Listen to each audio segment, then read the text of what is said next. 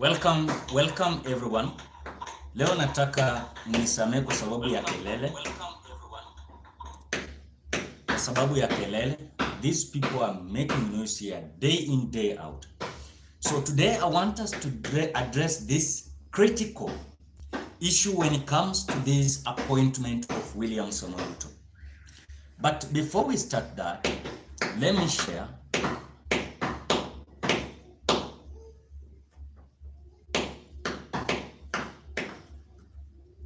welcome.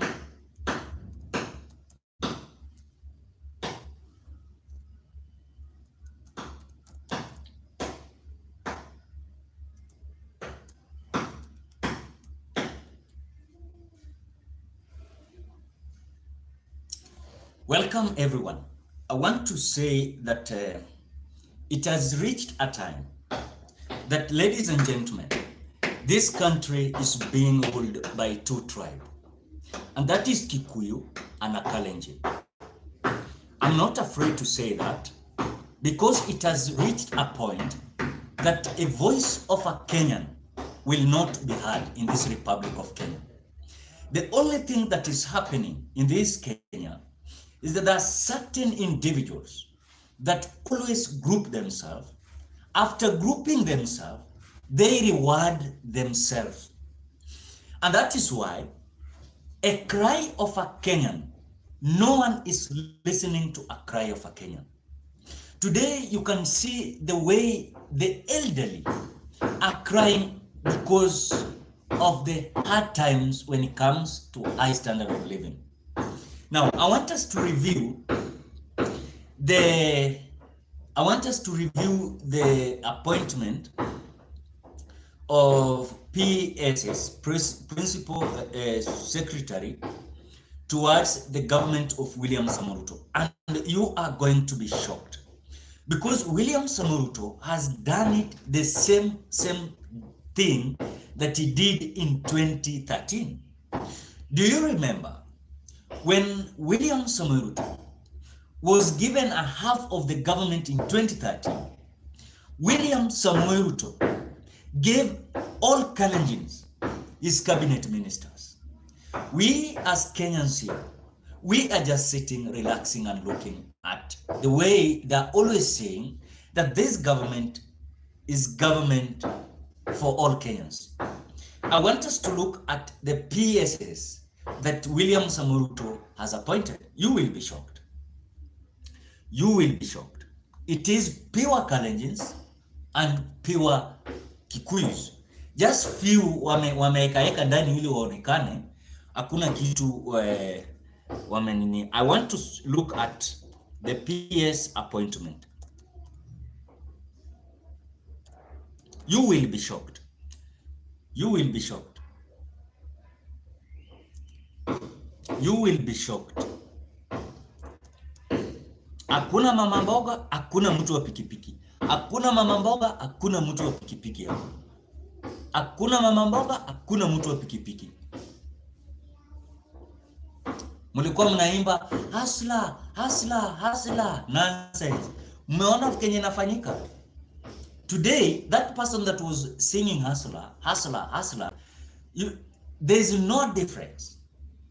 You must buy a unga the same those people who voted for Azimio are buying their unga. There is nowhere that hustlers are buying unga somewhere, Azimio are buying unga somewhere.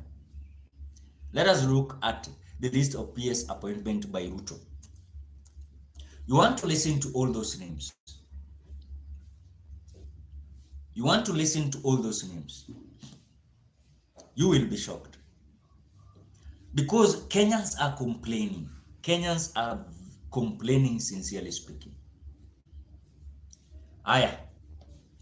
Number 1.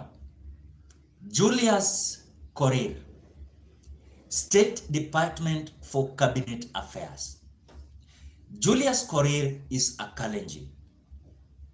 That is number 1. I want to record so that let us just have views that will give us a clarity towards what we are saying. Msikuja hapa kupayuka payuka. Mmoja watu hasala wamepayuka payuka mpaka hata mdomo haina nguvu. Yes? Let us say the truth. Yes, muliambiwa hii government ni inclusivity, ni kila mtu atakuwa ndani, ati kila mtu atakuwa ndani. Aya, the first principal secretary, it is Julius Korir. Julius Korir is a Kalenjin, and it is hakuna shida kuemploy Julius Korir. Is a Kenyan and he deserves to be respected, also to be given. But I want you to listen, stay tuned and watch whatever is going to happen. Julius Korir is a Kalenjin. I want to Kalenjin and Kikuyus. And when we say that this government is about pure Kikuyus and Kalenjins, mwingine apayuka ndio Julius Korir number 1 aya. Teresia Mbaika Malokwe. Esther Ngero is a Kikuyu.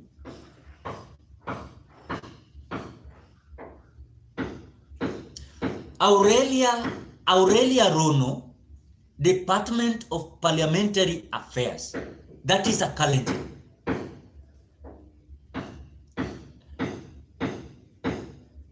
Aya, wamekuja wakapatiana mtu mmoja, is a Luo, Raymond Omolo, that is one Luo. I think when it comes to the principal secretaries that were in here, when you look at the total Luos that are there are 2. So number 1 is Raymond Omolo, State Department for Interior and National Administration. Then we are having Caroline Nyawira Muragi. We are having Ambassador Julius Bitok, State Department for Citizen Service. Bitok is a Kalenjin. We are having Dr. Chris Kipto, the National Treasury the National Treasury. Chris Kipto is a Kalenjin.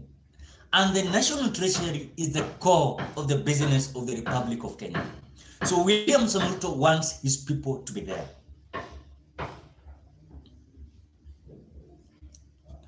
Korir Simwei, State Department for Foreign Affairs, and that is a Kalenjin. Roselyn Jogu, she is a Kikuyu, State Department for Diaspora Affairs.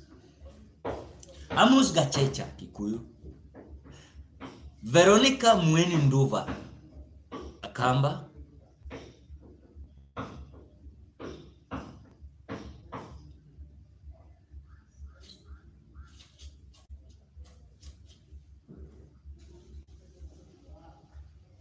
I'm not getting this list very well. This list.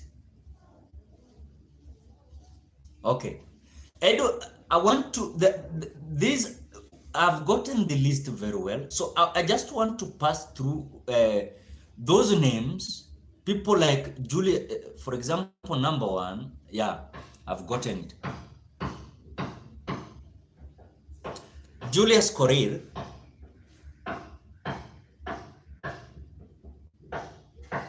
Julius Korir and Teresia Mbaika, they're in the office of the Deputy President, that is Rigathi Gachagua. Then when you go to office of the Prime Cabinet Secretary, that is Musalia Mudavadi, we are having Esther Ngero and Aurelia Rono. Then when it comes to this executive office of the President, yes, we are having Juma Mohanwa. Then when it comes to Ministry of Cooperatives and Micro, Small and Medium Enterprises, we are having Patrick Kiburi Kilemi and Susan. Then when it comes to, in fact, what William Samoei has done, the application that was done earlier, it was more than almost 500 and something. But when it comes to now finalization, these people who applied were never recognized. What William Samoei has done is that those who never applied, and I think this is something that someone could even been preparing to go to court, because it has been believed and it is stated in the Constitution of the Republic of Kenya. Those who have applied are the only to be considered. When you look at other people that were appointed in these principal secretaries, they did not apply.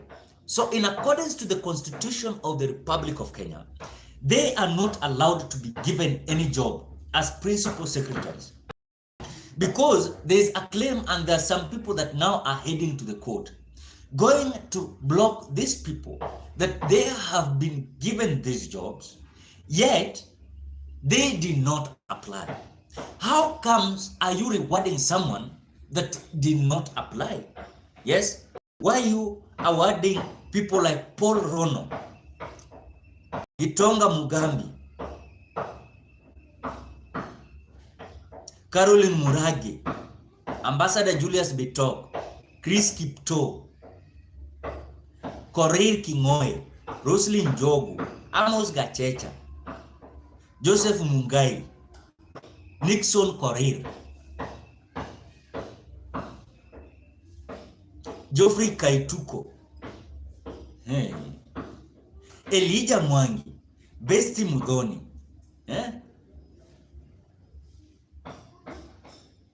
Edward Kisiangani, I think he is a lawyer if I'm not wrong, John Kipchumba Tanui, Peter Tum, Josephine Mburu, Bello Kipsang,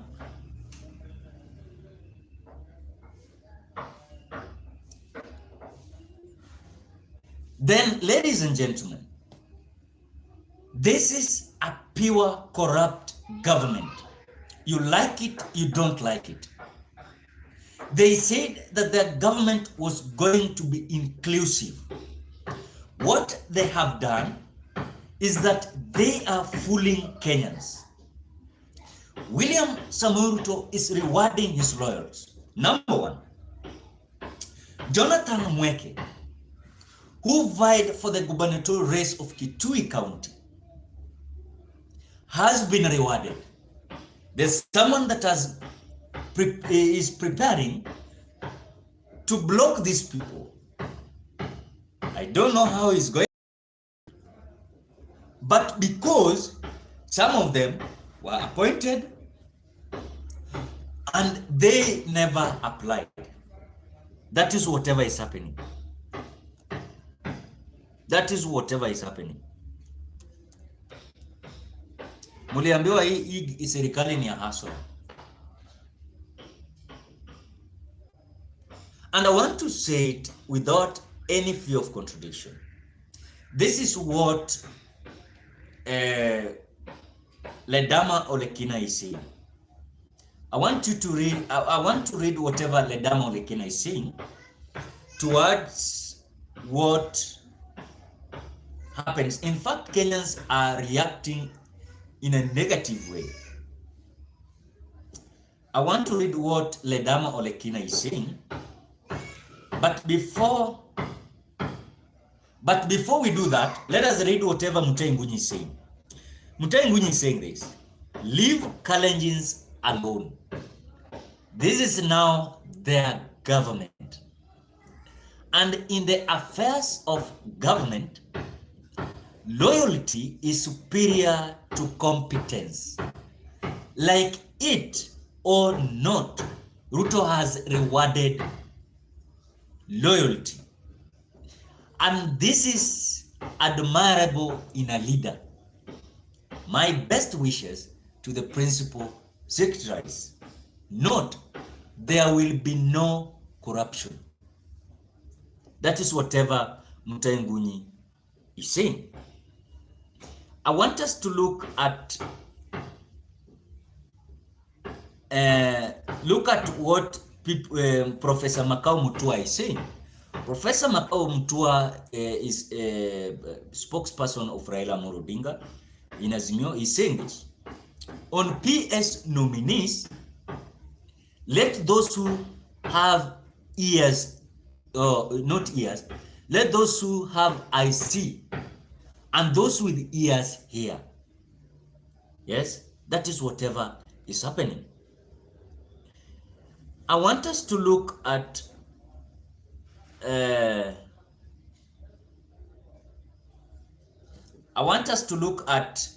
Donald Kipkorir,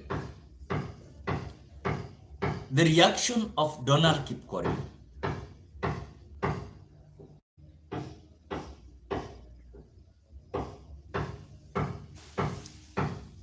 But before we do that, the reaction of Ledama Olekina.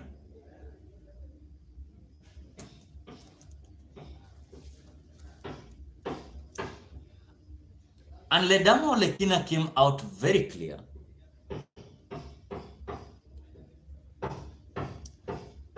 Senator.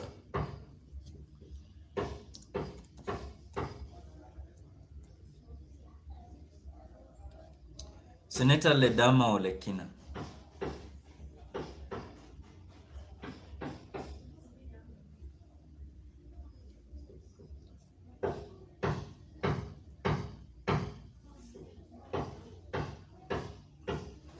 Ati serikali itakuwa kila mtu. So ladies and gentlemen, when you look at these leaders, I want to look at the reaction of these people.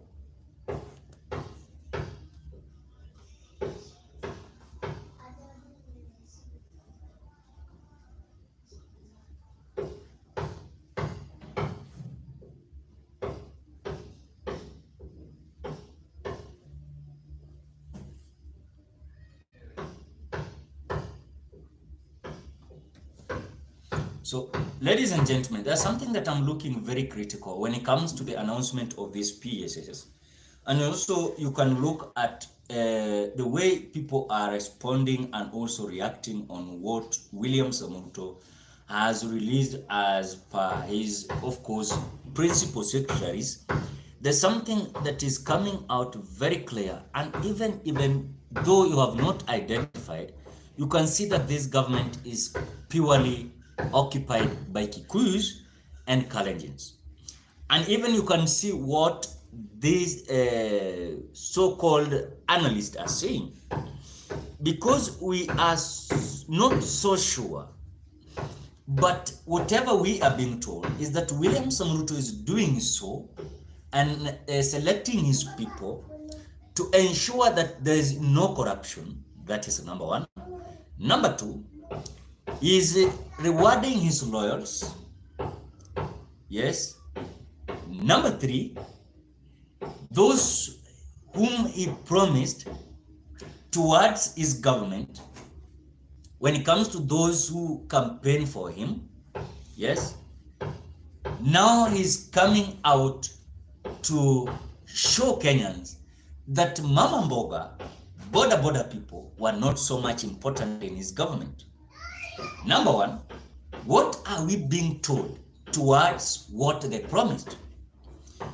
And I want to describe it like this. If you are a Kenyan, please listen to this very carefully.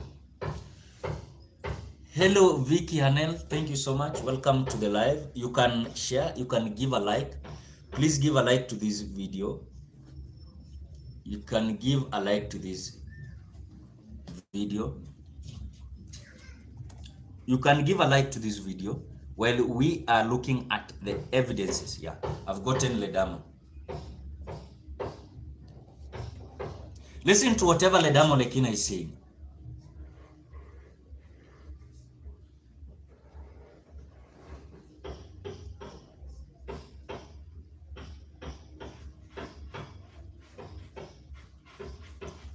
Senator Ledama Olekina is saying this. Now, here are the lists. Pure list. So, nimepata ile list. Sawa. Kalenjins,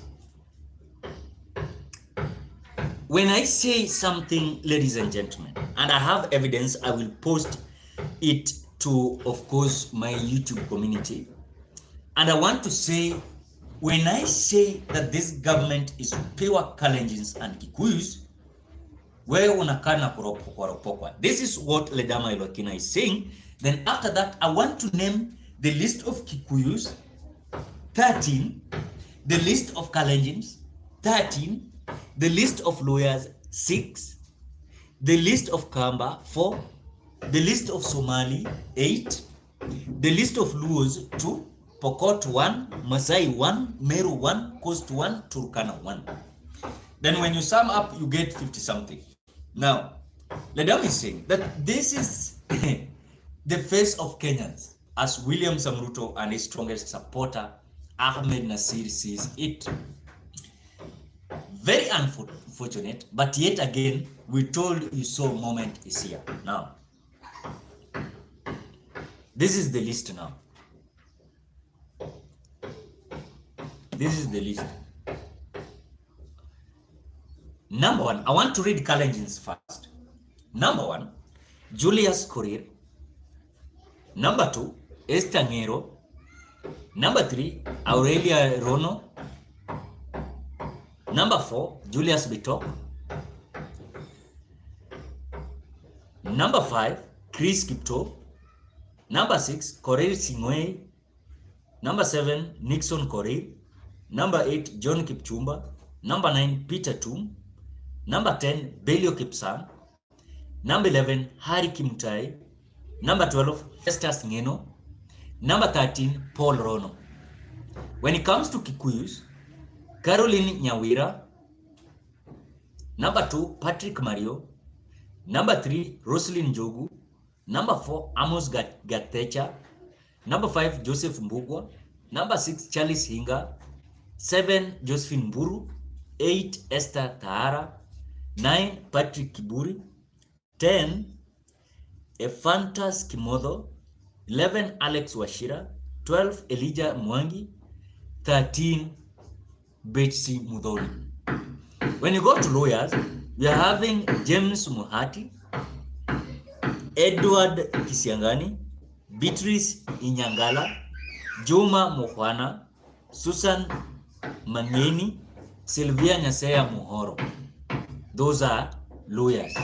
When it comes to campus, we are having Teresia Mbaika, Veronica Mweni, Jonathan Mweke, Joseph Mutavi. When it comes to Somali, we are having Mohammed Dakar, Kelo Hassan, Bakar Hassan, Ismail Madei, Umi Mohammed, Mohammed Liban, Abdi Dubat, Idris Dogota. When it comes to Luos, we are having just only 2. I told you Luos are only 2. Luos, we are having Raymond Omolo and Alfred K. Ombundo. Only those people. When it comes to Pokot, we are having only Joel Arumonyan. Then when it comes to Masai, we are having John Ololtua. Meru, we are having Gitonga Mugambi. I think Meru is a Kikuyu, if I'm not wrong. Coast, we are having Shadrach Mwandime. Then Turkana, we are having Geoffrey Tuku. Ladies and gentlemen, this is a show of tribalism, regional for nominated principal secretaries. When it comes to distribution of principal secretaries, I think, according to my opinion, this could not be done like this. I know someone will come and say that, what are you saying? This government is for William Samoei and it is not for your government. I want to respond like this.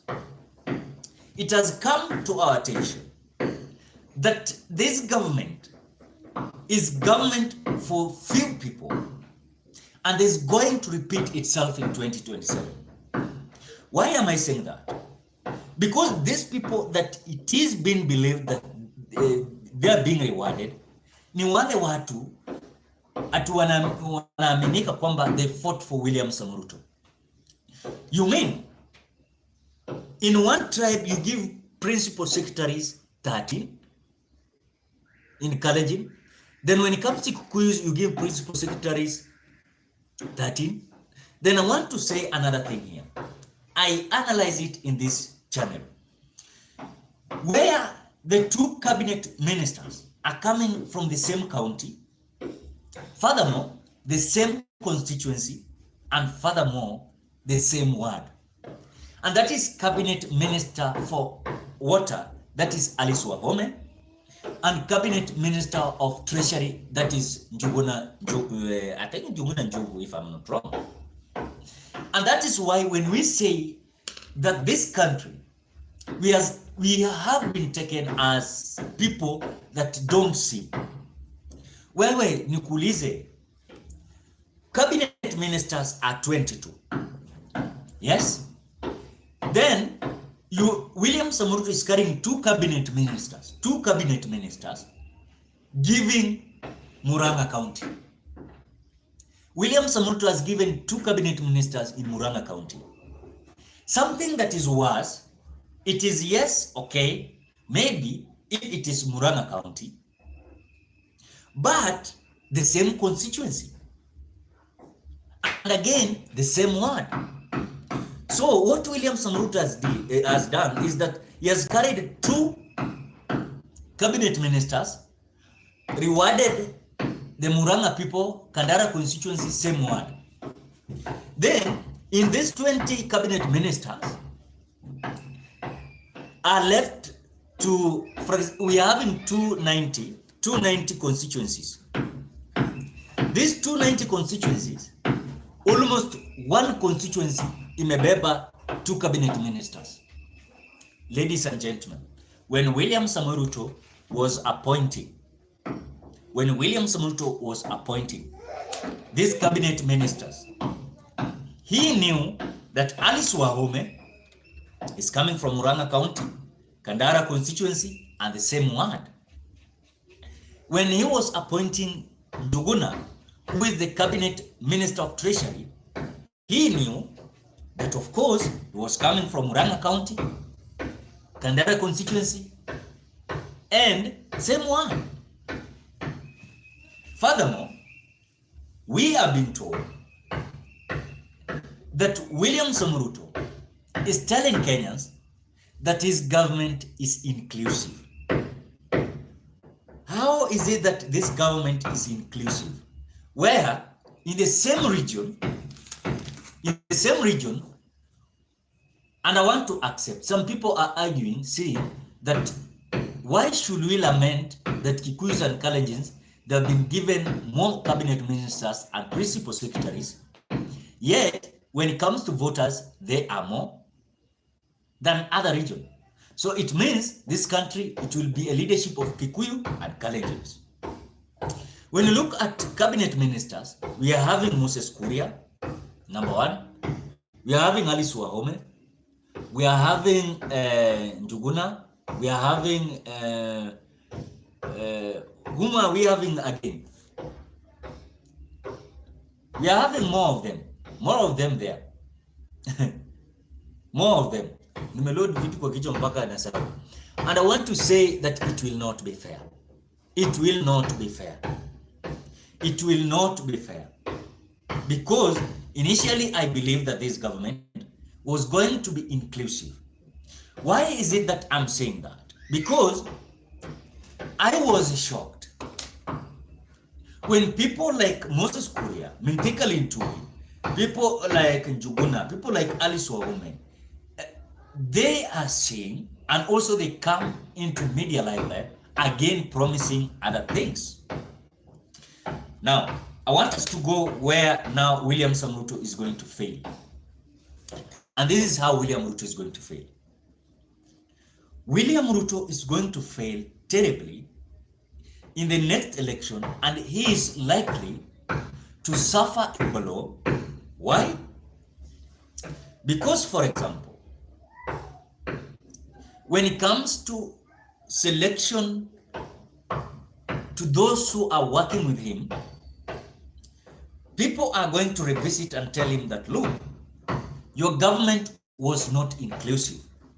What you did was to pay your lawyers, not to recognize those who also voted for you and those who never voted for you.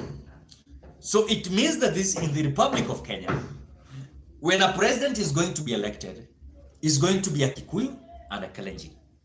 Mark my words. And no other tribe will have his part, because you are being told that we as Kikuyus, we as Kalenjins, we are more than you other tribes that you are complaining. Complain at your own risk. And that is what we are being told at the moment. Then one thing that you must realize is that there's something that William Samoei Ruto is not recognizing. that in terms of election, people believe that when you have Kikuyus and you have Kalenjins, you are automatically president. And that is why I always tell Kenyans, when you look at the tribes, they also have votes, but they never come out strongly to vote. Why? Because they always giving up. They always gives up when it comes to election, and they say that, look, the message that we are being told towards this election is only going to benefit Kikuyus and Kalenjins. And that is why today, if, for example, people could have come out in the region of Nyanza to vote massively without being forced to being convinced with certain ideas that was not eligible for them, I want to say they could have made a bigger change. But what they did was just blame game. And this time around, I want to say that the plan that these people are planning is a plan to ensure that William Samoei is going to be a one-term president. And that is whatever they are looking forward to do. Because I don't believe that this government is inclusive. You are being told that Musalia Mudavadi is going to be more powerful. That was nonsense. He is not powerful. He is not powerful. You are being told that Musalia Mudavadi is going to be powerful. He is not powerful. You are being told that Musalia Mudavadi is going to control and is going to manage almost bigger percentage of this government. Now, Mulembe San, that is Musalia Mudavadi, anawachia tu kwa WhatsApp, anawachia tu kwa TikTok. He's not seeing anything really coming strong. We are being told that now lawyers are already having 30% in the government. I don't see. I don't see. If of course you are seeing, I don't see. Because that is literally what I believe in. You are being told that this government is government of Mama Mboga. I've not seen anywhere Mama Mboga. Anyone that I've seen in Mama Mboga anywhere, I've not seen. So that is the reality. Mulimba hustler. In fact, I cannot forget, and I will never forget, when that day I saw Kiambu people coming out, including elderly, saying that Hustler Nation. Ni nini tuliona kwa Citizen News? Tuliona kwamba that member of parliament in Kiambu was distributing ungas. And this distribution of unga was because they were in anger. Walikuwa njaa. In fact, an older woman came out saying, hawana kazi, chakula hakuna. They were depending so much in this government. I want to say, even if we should give this government time, ladies and gentlemen, Muliembe hustler. Now, do you remember in 2013, when you people, you sang about Uhuru Ruto, and 2017, Uhuru Ruto? What happened? The same thing is going to happen in 2027. Right? The same Kenyans that voted for William Samoei Ruto. By the way, I want to say that those who voted for William Samoei Ruto, they did not love William Samoei Ruto. They voted because they were disliking Uhuru Kenyatta. And throughout the campaign, you could see the narrative that came out that, look, we are going to discipline Raila Odinga because of associating with Uhuru Kenyatta. I want to ask you a simple question. If truly this Uhuru was the man that was being praised 2013 to 2017, What happened? Jubilee kapasuka katikati, pap. The same thing is going to happen. Now, William Samoei Ruto, his enemies is no longer going to be Raila Odinga and Uhuru Kenyatta. The enemy of William Ruto are going to be the people of the Republic of Kenya. Why? Because he said, hustler funds is going to be interest-free. What are we being told? We are being told that, look, hakuna pesa ya bure. Hakuna pesa ya bure. Na tena ukileta mchezo na pesa yangu na utaona Kenya hujaiona. That is almost a threat. You are being told, while voting to this government, you will be getting a hustler fund at interest free. What happened? What happened? What happened? I saw somewhere people are dancing. So mcheze tena. Can you dance? Can you dance? Can you dance, Hustler Nation?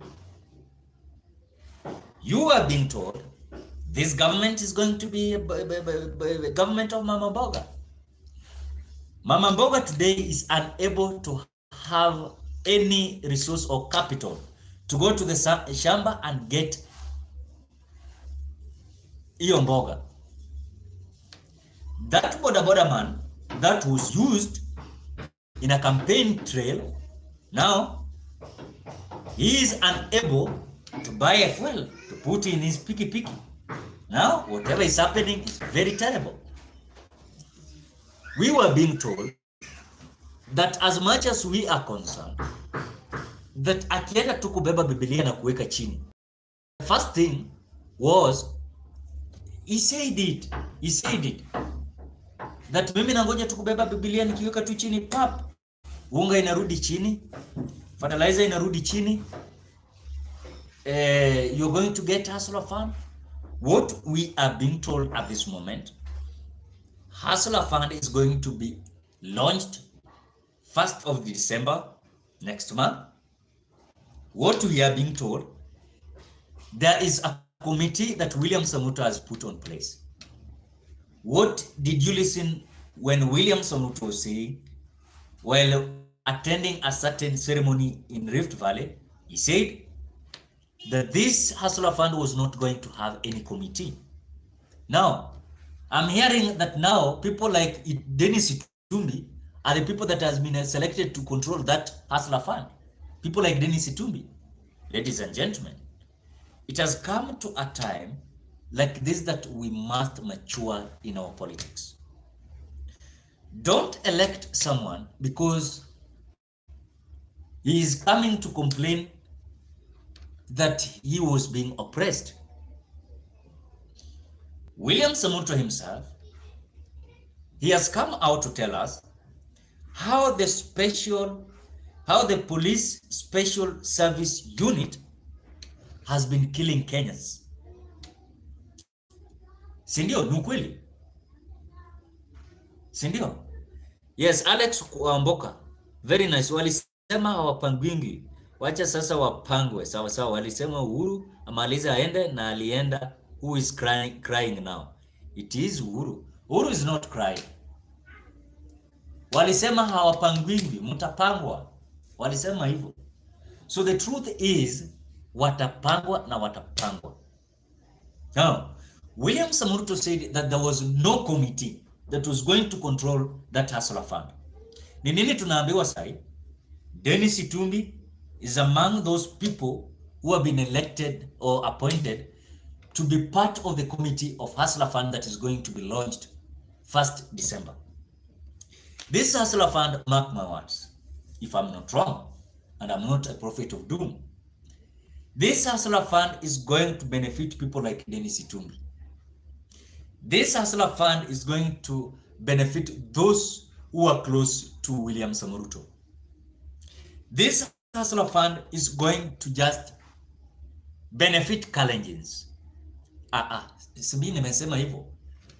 This Hustler Fund is going to benefit only Kalenjins. This Hustler Fund is going to benefit only Kikuyus. And the reason is one.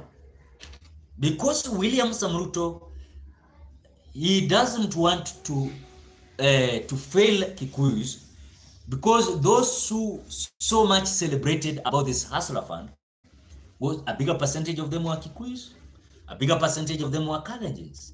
Now, it will not be a surprise where Luos will not get those so much so-called Hustler funds. Some part of Luyas will not get so much called so Hustler funds. Some coastal region people will not so access that Hustler funds. These Hustler funds, they are going to delay it until at that moment. And this is the trick of William Samoei, because he wants to be elected again, re-elected in 2027. He wants to do this. He wants to do this. He wants to delay this Hustler Fund for about 2 to 3 years. 2 to 3 years. After that, then when election is going to approach, he's going to release that Hustler Fund with a storm. And you will see even that interest that he's saying that interest will be cheap. Now, he will not give interest towards that Hustler Fund. That's the reality. So that these people can re-elect him. This Hustler Fund is not to assist people to grow in business. This Hustler Fund is to make people to re-elect William Samoei. Mark my words. That is the reality. So don't expect Hustler Fund. Don't expect. Another thing that I say, when William Samoei was given a mandate to lead the Republic of Kenya, he was given instrument of powers. I want to ask you a simple question. William Samoei is the president of the Republic of Kenya. Unataka kuniambia kuna kitu yoyote yenye hawezi kufanya hii unga kurudi chini? Yes? Ni nini hawezi kufanya? Because the other time I saw President Uhuru Kenyatta came out saying that he was going to do so, and they did it. And they made the unga at 100 shillings. You want to tell me William Samoei cannot even come out as a strong president that is having instrument of powers, to come out to suggest that, ladies and gentlemen, this is what we are passing through, but let us make this unga to be at least, for example, let it be, for example, even 160. Kenyans can reason out. What we are being told is that everything is not okay. The bucket of treasury is not okay. That is what we are being told. So sisi people wameshapangwa. That's the clarity. So we are not surprised in whatever is happening in the immediate effect. Because when you look at when I saw Alice Wahome also again was being interviewed, a cabinet minister also again is promising things. And the president himself also has promised another thing. So that is the confusion that is going to happen. Another thing I saw was about Aisha Juma. You must give someone time to learn. But when it comes to watching what Aisha Juma was like, when it comes to attending her duty, let us give her time. But God knows. Yes? Because we are being told that this time round, even kwa ofisi ya president tutakuwa na mahasula. No hustlers. No hustlers. So next time, Kenyans, you must elect someone. Stop these shits. Wacha ujinga. Mwache hii upusi mnakuanga nayo.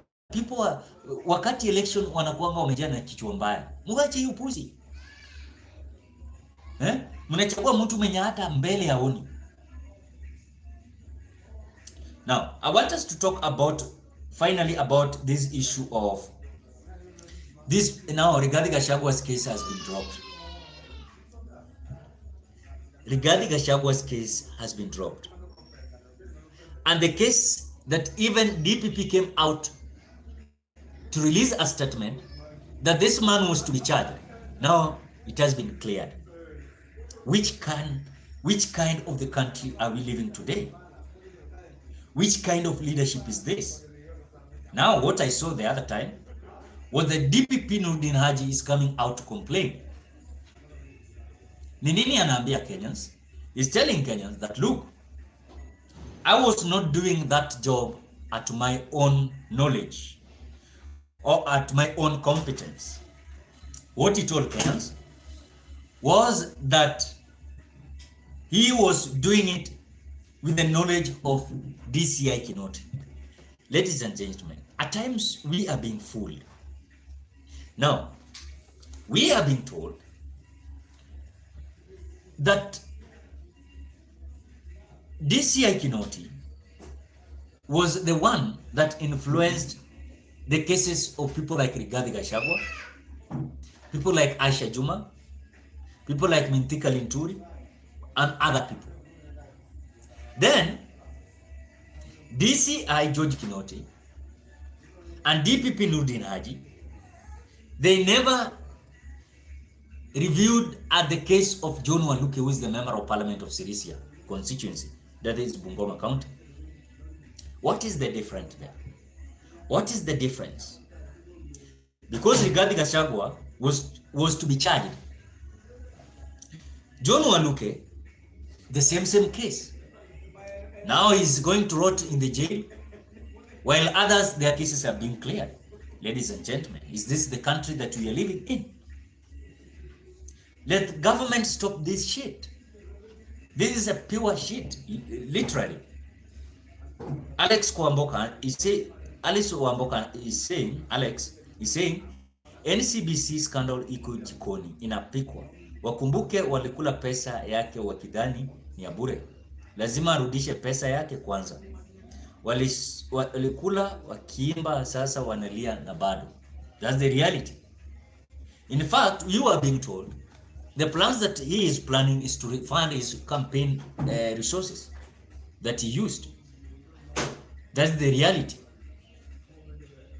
That is the reality. So I don't see anywhere, ladies and gentlemen, the case of John Waluke, Rigathi Gachagua, and others is a case that is different. I've not heard anywhere, sijasikia mahali popote, where John Waluke killed someone. Have you heard anywhere? Now he's being jailed for 67 years. What is happening with the cases of Rigathi Gachagua? We are being told that Rigathi Gachagua cases were being sponsored and the investigation and the evidence was cooked and was fake. That is according to what DPP Nurdin Haji said the other time. And if I'm not wrong, I want us to look at where this government is going to mess up with just allowing Waluke to be jailed, then leaving others to be cleared. One, people are not going to trust DCI anymore. People are not going to trust DPP anymore. People are not going to trust EACC anymore. Why? Because it has reached at a point that we are being told that the cases that they finalized and they charged some people, it was innocently charged. That is the reality. So, ladies and gentlemen, I think it has come to a point of review that we must be very careful with those people whom we are taking to the office, or else we are the people to be blamed. Because today, we are blaming those leaders, yet we are the people that elected them. So I don't see any problem at all. The problem, it is us, that we take people who never look at a point of view of including all people in the government. So I have realized that this shit of these few people, that this country belongs to them, must come to be finalized.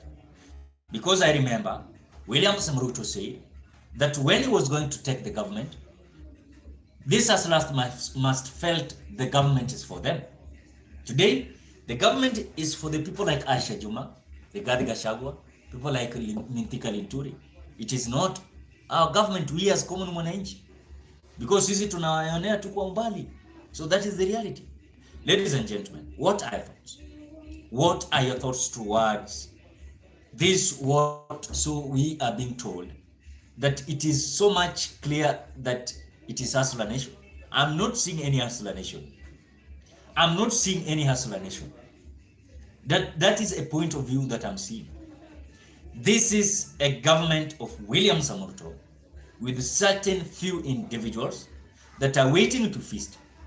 That's all. That's all. Please give a like to this live.